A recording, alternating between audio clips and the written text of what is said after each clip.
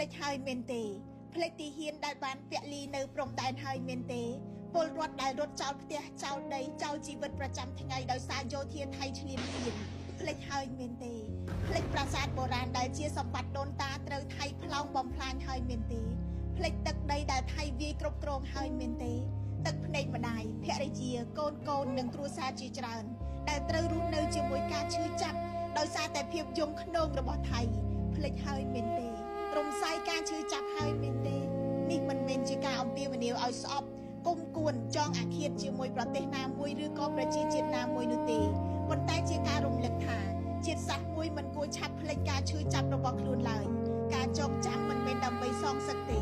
ការចងចាំគឺដើម្បីការពារការចងចាំគឺដើម្បីឲ្យយើងដឹងថាអ្វីដែលប៉ះពាល់ទៅដល់អធិបតេយ្យភាពសេដ្ឋកិច្ចកសិករនិងផលប្រយោជន៍ជាតិមិនអាចមើលស្រាលបានឡើយ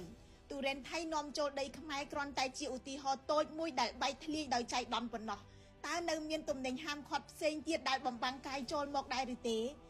នៅពេលជាតិរងរបួសពេលទីហ៊ានបានពាក់លីពេលគ្រួសារបាត់បង់ផ្ទះសម្បែងពេលពលរដ្ឋតាមព្រំដែនរស់ក្នុងភាពភ័យខ្លាចហើយពេលសម្បត្តិវប្បធម៌ដូនតាខូចខាតតើយើងនៅគិតថាទំនិញលួចចូលពីថៃជារឿងតូចតាចបានទេ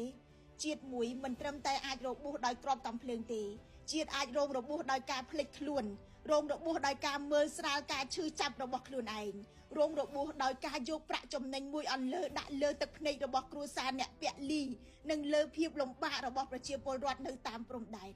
បើទំនិញដែលត្រូវបានហាមឃាត់នៅតែអាចឆ្លងចូលទីផ្សារខ្មែរវាជាចំណោទអំពីវិន័យព្រំដែនការគោរពច្បាប់ការទទួលខុសត្រូវរបស់អ្នកពាក់ព័ន្ធហើយជាងនេះទៅទៀតវាក៏ជាសំណួរអំពីស្មារតីជាខ្មែរនៅពេលជាតិត្រូវការភាពរួបរួមតើយើងជ្រើសរើសការពារជាតិឬការពារប្រយោជន៍ផ្ទាល់ខ្លួនអាជ្ញាធរពាក់ព័ន្ធសូមផ្ដល់ចម្លើយឲ្យច្បាស់តើទំនិញនោះចូលតាមណាតាមរបៀបណាអ្នកណាពាក់ព័ន្ធតើមានចន្លោះប្រហោងនៅកន្លែងណាទោសទណ្ឌបែបណាចម្លើយទាំងនេះមិនមែនសំខាន់ត្រឹមសំណុំរឿងទូរ៉េនទេវាសំខាន់នៅក្នុងការស្ដារទំនុកចិត្តរបស់ប្រជាពលរដ្ឋថាព្រំដែនខ្មែរកំពុងត្រូវបានការពារដោយស្មារតីទទួលខុសត្រូវពិតប្រាកដព្រំដែនគឺជាញើសឈាមជាការលះបង់និងជាកិត្តិយសរបស់ជាតិសូមកុំឲ្យការឈឺចាប់របស់ជាតិคล้ายទៅជារឿងដែលយើងនឹកឃើញតែពេលមានសង្គ្រាមឬពេលឃើញសាកសពស្រឡាញ់ជាតិគឺត្រូវការពារផលប្រយោជន៍ជាតិគោរពច្បាប់និងបំពេញតួនាទីខ្លួនឯងដោយស្មោះត្រង់ខ្ញុំរស់សុធាពី News Today NTTV